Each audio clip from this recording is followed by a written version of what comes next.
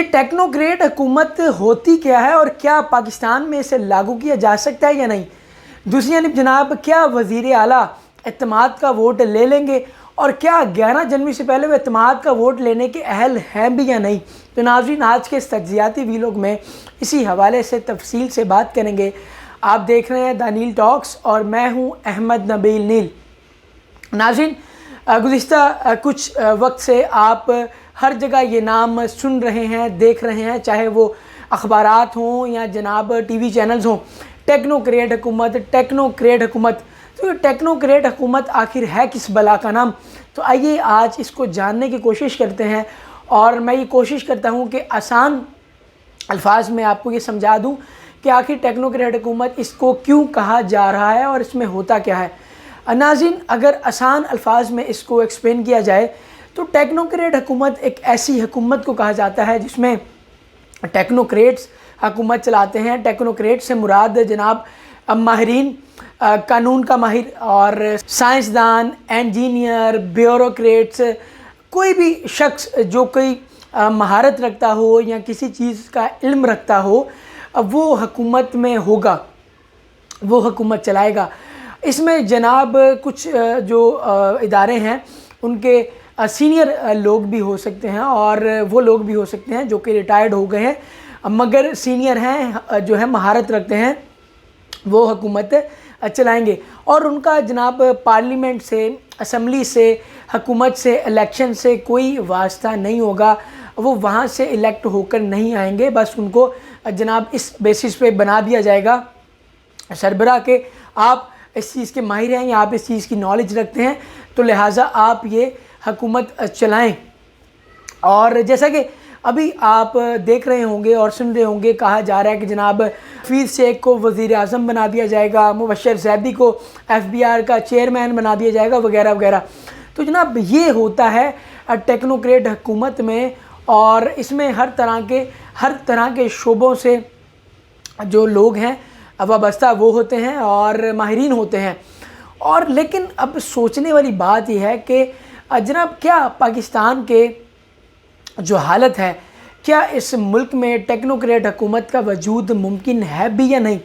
ناظرین جہاں تک میرا خیال ہے کہ پاکستان کی جس طرح کی صورت حال ہے، یہاں پہ ٹیکنوکریٹ حکومت کا تصور ناممکن ہے، کیونکہ اگر ہم معاشی طور پر دیکھیں تو معاشی طور پر بحران کا شکار ہیں، ہمارا ملک ڈیفالٹ کی راہ پر گامزن ہے، ہماری معاشیت بری طرح تباہ و برباد ہو چکی ہے، بے روزگاری، بھوک، افلاس، اس طرح کی چیزوں نے ڈیرے ڈالے ہوئے ہیں۔ اور سب سے بڑھ کے جناب آج کل آپ کو پتہ ہے کہ فوجی آپریشن چل رہے ہیں اور روزانہ کی بنیاد پر ہمارے بہت سے جو فوجی ہیں وہ شہید ہو رہے ہیں۔ تو ایسے وقت پر اس طرح کی حکومت کا وجود مشکل نہیں، میرے خیال سے ناممکن ہے۔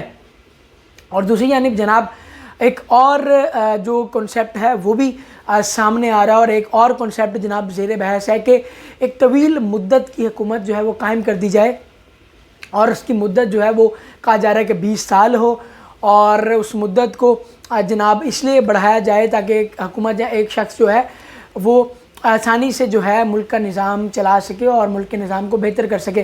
اور دیکھتے ہیں کہ جناب اس کا وجود ممکن ہو پاتا ہے یا نہیں۔ میرے خیال سے تو اس کا وجود ممکن نہیں ہے۔ اب دوسری جانب اگر بات کر لی جائے جناب کیا وزیر اعلیٰ اعتماد کا ووٹ لینے میں کامیاب ہوں گے اور کیا وہ لینا بھی چاہتے ہیں یا نہیں؟ تو ناظرین اس کی تفصیلات یہ ہیں کہ جو PTI ہے وہ چاہتی ہے کہ جناب ان کی اسمبلیاں تحلیل کرنے میں جو ایک رکاوٹ ہے وہ بس یہی ہے کہ وزیر اعلیٰ کا اعتماد کا ووٹ، تو وہ چاہتے ہیں کہ 11 جنوری سے پہلے وزیر اعلیٰ اعتماد کا ووٹ لے لیں۔ تو اب یہاں پر سوال یہ اٹھتا ہے کہ کیا ایسا پاسبل ہے؟ کیا وزیر اعلیٰ 11 جنوری سے پہلے اعتماد کا ووٹ لے بھی سکتے ہیں یا نہیں؟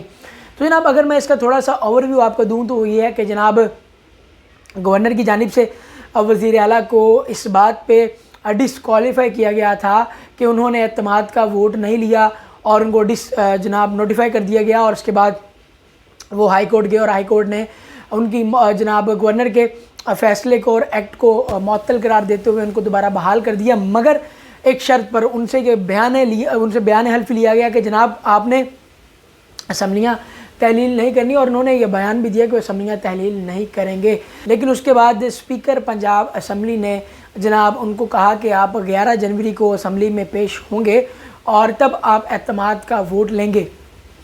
लेकिन जबकि पीटीआई वाले चाहते हैं कि पहले ही एतमाद का वोट ले लें, तो यहाँ पे अगर देखा जाए तो माहिर कानून की राय क्या है वो आपके सामने रखते हैं। तो जनाब वकील और माहिर कानून असद रहीम ख़ान ने BBC को कहा कि जनाब उन्होंने इस बात से इत्तफ़ाक़ किया और कहा कि अदालत ने गवर्नर के जनाब स्टेटमेंट को, उनके फ़ैसले को मुअत्तल ज़रूर किया है, मगर उन्होंने ये नहीं कहा कि वज़ीर आला जो हैं वो एतमाद का वोट नहीं ले सकते, वो बिल्कुल एतमाद का वोट ले सकते हैं। उसके बाद जनाब उनकी बात से ही जनाब एक और माहिर कानून मियाँ अली अशफाक ने एग्री करते हुए कहा कि वज़ीर आला जो है एतमाद का वोट उससे पहले ले सकते हैं। वो इस तरह के जनाब वो गवर्नर के कहने पर उन्होंने पहले वोट नहीं लिया, तो लिहाजा अब जो है वो अदालत ने उनको मना नहीं किया इससे, तो वो अदालत को एक एप्लीकेशन लिख के उस दरख्वास्त के ज़रिए वो उनसे इजाज़त ले सकते हैं और वो पहले एतमाद का वोट ले सकते हैं।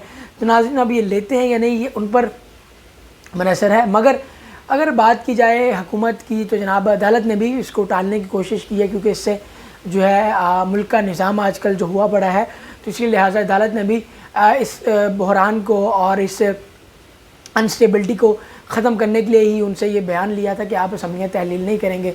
और जनाब असम्बलियाँ तहलील करने से रोकने का सिर्फ एक ही हल है, वो आर्टिकल 112 में है। आर्टिकल 112 के मुताबिक अगर आप असम्बलियों की तहलील रोकना चाहते हैं तो आप तहरीक अदम एतमाद के ज़रिए ही असम्बलियों की तहलील को रोक सकते हैं, मगर हुकूमत जो है वो पहले ही वापस ले चुकी है। तो अब अगर जनाब परवेज़ इलाही एतमाद का वोट हासिल कर लेते हैं फिर वो असम्बलियाँ तहलील कर सकते हैं, क्योंकि इसी बुनियाद पर उनको जनाब गवर्नर ने मुअत्तल किया था, डिनोटिफाई किया था। तो लिहाजा वो अदालत इस तरह से उनसे नाराज़ नहीं होगी और वो असम्बलियाँ तहलील करने के अहल हो जाएंगे। अब पीटीआई तो यही चाहती है कि जनाब 11 जनवरी से पहले पहले जो है वो एतमाद का वोट भी ले लिया जाए और असम्बलियाँ भी तहलील कर दी जाएँ। मगर अब देखना यह है कि जनाब वो अब एतमाद का वोट उससे पहले लेते हैं या नहीं, ले पाते हैं या नहीं, और असम्बलियाँ जो है तहलील हो पाती हैं या नहीं, क्योंकि जनाब ऊँट जो है उसका कभी नहीं पता चलता कि वो कौन सी करवट लेगा या करवट लेगा भी या नहीं। तो नाज़रीन इसी के साथ मुझे इजाज़त दीजिए और देखते रहिए द नील टॉक्स। अल्लाह आपका हामी और नासिर हो, अपना बहुत सा ख्याल रखिएगा। अल्लाह हाफिज़।